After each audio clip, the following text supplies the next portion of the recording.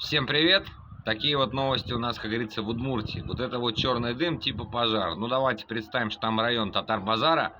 Вот, и что там происходит? Ну, согласно новостям, там сжигают птиц из карантинной зоны. Домашние птицы, там какая-то курица и так далее. В общем, короче, где-то там что-то давно, вот, ну как давно, да, относительно давно, была найдена мертвая чайка, как сообщает новости. И, собственно, зона была введена карантина. Я так понял, домашнюю птицу забрали, и вот, собственно, ее уничтожают.